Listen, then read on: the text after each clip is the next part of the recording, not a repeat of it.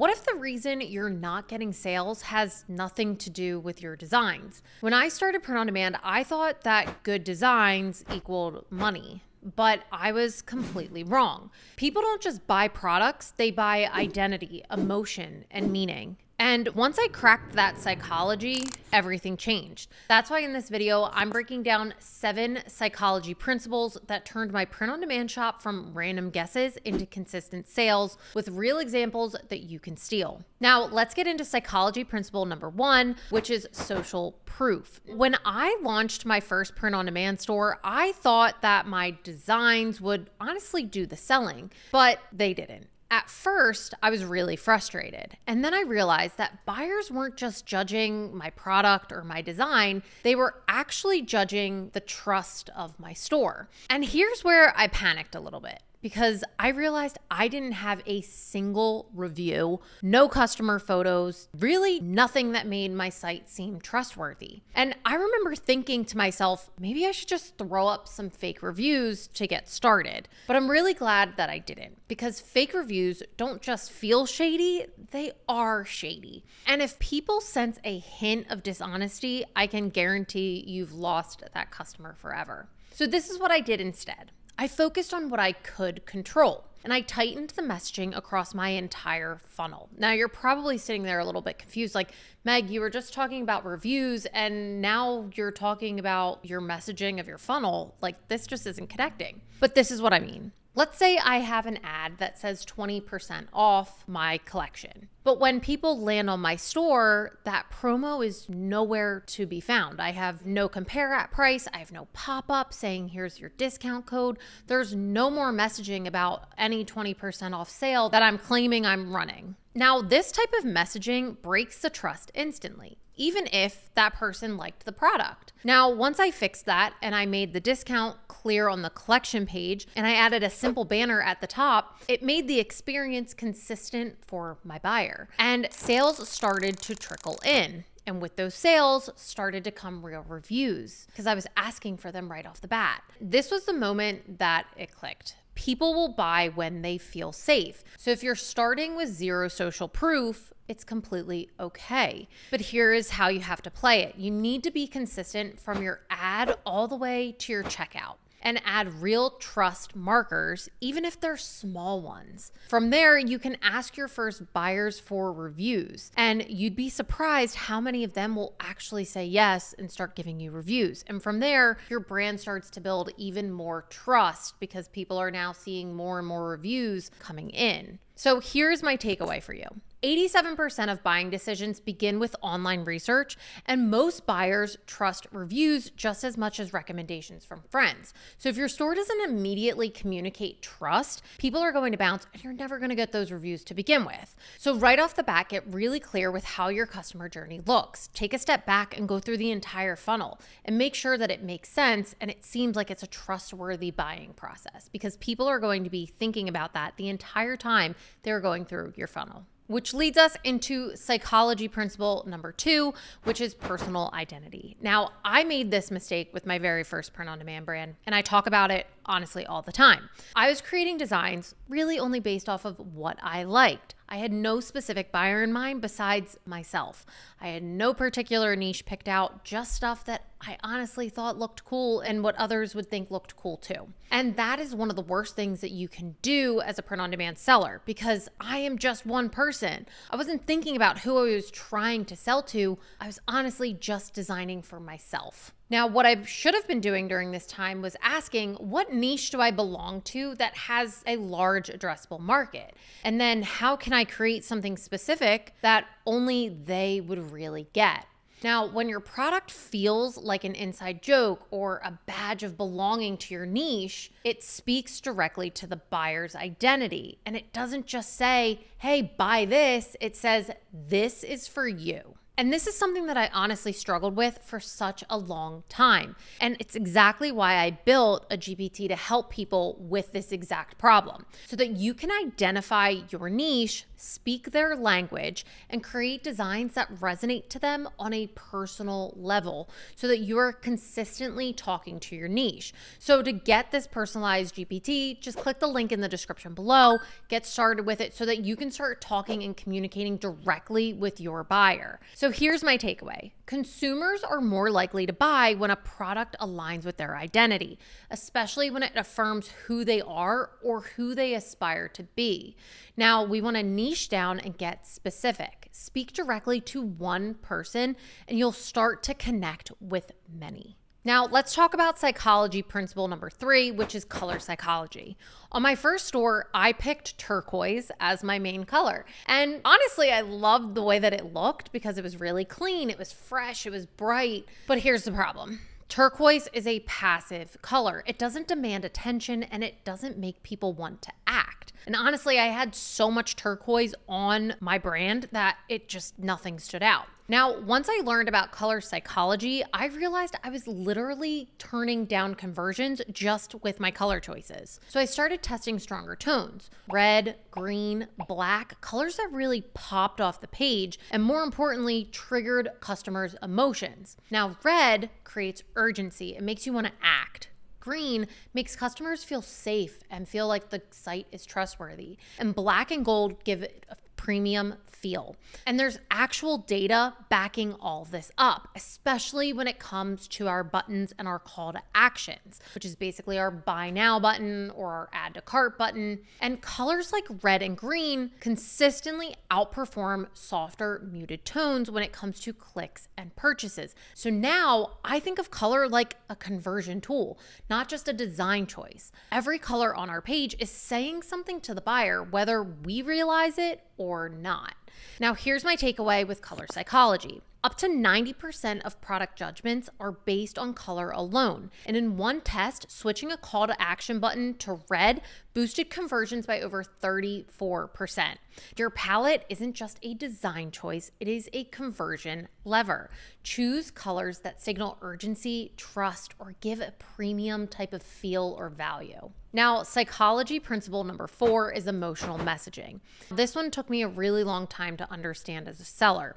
I kept everything super generic. My product titles, my descriptions, even my emails. They were very cookie cutter. And it wasn't bad, but they didn't honestly connect with the customer. And then I observed how Chris was running his store, Yoga Stay. And that brand really connected and spoke to the audience. From the ad all the way to the checkout confirmation, everything felt like it was written by the same person who truly understood the customer. And I mean, really understood them. The tone, the language, even the jokes and just everything that they were saying all matched within the buyer's world. And it wasn't just emotional because it was sentimental, it was emotional because it was relatable for that niche. And that is honestly when it clicked for me. Our designs will get the buyer's attention, but our voice will build the relationship with the customer. Our product should feel like a reflection of the buyer's values, and our brand should then talk to them in the same way that a friend would, in a way that makes them feel understood and not just sold to time and time again. Every time I create a new brand, I make sure that emotional thread runs all the way through. From the first ad to the product page to even the emails that are ending up in their inbox, I make sure that it sounds like the same person is talking to them at every single stage. Now, here's my takeaway for emotional messaging. 95% of purchase decisions happen in the subconscious, driven by emotion and not logic. So make every touch point in your funnel feel emotionally aligned and customer-centric. That's what creates trust and later conversions. Now let's get into psychology principle number 5, which is convenience and ease of purchase. This lesson hit me hard when I was running ads for one of my brands. I was spending money, but the bounce rate was insanely high. People weren't even making it to the site. So I went on my phone in incognito mode, typed in my brand's URL, and it took over 20 seconds to load. And that's when it clicked. Yes, Wi-Fi and our data on our phone matter, but so does our site's speed. And if your store is packed with massive images or heavy video files, it is going to drag. This psychological principle is so important because we live in a short attention span world. If your site doesn't load fast and flow smoothly, people are going to leave before they ever give your brand a chance. And it's not just speed, it's just the simplicity of your site altogether. Sometimes what we think looks really cool, some of those cool apps that have pop-ups and all this stuff, end up becoming mini hurdles for our customer. For example, Klaviyo recommends this little 20% off pop-up on mobile. You can either have it as a little circle sticker off to the side, or it can go as a horizontal bar all the way at the bottom of your phone. But here's the thing, when that little horizontal bar is at the bottom of our phone, it ends up blocking our checkout button. And a lot of times it's really hard to click the little X in the corner to get rid of it. So people don't sit there trying to block the X. Instead, they go, they don't have a checkout button. This is really weird. And they leave. You are literally blocking someone from purchasing from your site. Now, I audit every store I build with one question. What is making it harder than it needs to be? This could be designing where your call to action button is all the way at the bottom and somebody is scrolling multiple times on their phone. If our funnel isn't clean, clear, and friction-free, I guarantee that we are leaking and losing sales. So here's my takeaway about simplicity. Every second of page load time can reduce conversions up to 7%. And 38% of shoppers bounce if your site is slow or clunky. So we need to simplify, optimize, and make the buying journey truly feel effortless. Because if it feels hard, people will not finish it. So let's talk about psychology principle number 6, which is anchoring and price perception. This is one of the smartest psychological levers that you can use in print on demand if you do it right. Right now on my brand, I use compare at pricing, and this pricing directly matches the offer that I make in my ads. So if my ads say 20% off of this collection, when people land on my site, they see a 20% difference from my compare at price to the sale price. This reinforces the feeling that the customer is truly getting a deal and a sale. But here's the key. This needs to be consistent. The messaging can't change from the ad to the product page, which I honestly see way too often. I also offer bundles like buy two, save more, but I don't hit people with that offer until they are on an actual product page. And the same thing happens with free shipping thresholds. I have it at a banner at the top so they always know that, but then when they add something to their cart and the drawer slides out, they'll see a little threshold bar at the top saying you need to spend more money to get the free shipping. Because here's the thing, if we throw too many promos at one time or too many incentives at someone, it no longer feels like they are getting a deal. It just feels like an overall distraction.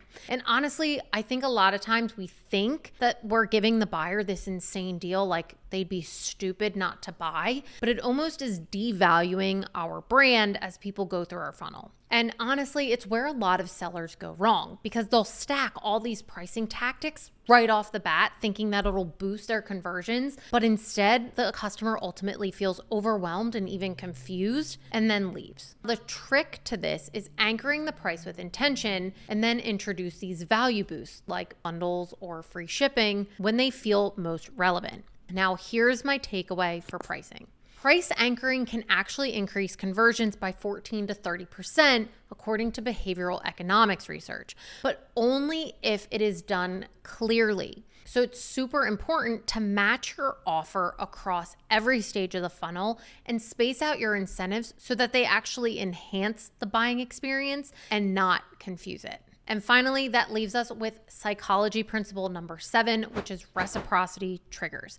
Now, this was something that I completely ignored when I was first starting out. I did not send thank you notes. I didn't send any inserts with my shirts. I honestly didn't really follow up with my customer because I didn't realize how important it was. I ultimately didn't make the buyer feel like they mattered to me after the sale happened. And honestly, it wasn't up until I ran my current brand that I shifted this entire thinking. Now, every customer gets a heartfelt thank you, as well as a package insert with their shirt that simply just says, hey, thanks for buying. We really appreciate appreciate your purchase. And now the thank you email isn't just a simply thank you for your order, but it sounds like something a real person wrote and truly felt when they wrote it. And this is something that is so important because it continues the conversation that we started with our product. Now, this message is completely brand aligned. It uses our brand voice and it speaks to the soul of our buyer. And I don't think it's a coincidence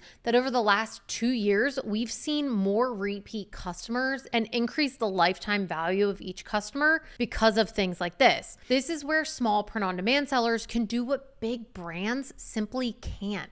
We really can get in there and make things feel really personal. Now, reciprocity is all about making your customer feel appreciated, like they are a part of something, not just a sale. And when we combine this with our consistent brand voice, it doesn't just feel like a thank you, it feels like we're building a real relationship. So here's my takeaway for this one. Customers who receive a real thank you email are 35% more likely to buy again. Gratitude triggers loyalty, especially when it feels authentic. Now, when you understand the psychology behind why people buy, you stop shouting into the void, you stop guessing, and instead start building a brand that people come back to time and time again. Now, if you want to connect with your buyers on a personal level and you want to grab that GPT that I talked about earlier in this video, click the link in the description below so that you can get started with it. And if you want more content like this, then please like and subscribe to my channel. It would absolutely mean the world to me. Other than that, thanks for watching, guys, and I'll see you in the next video.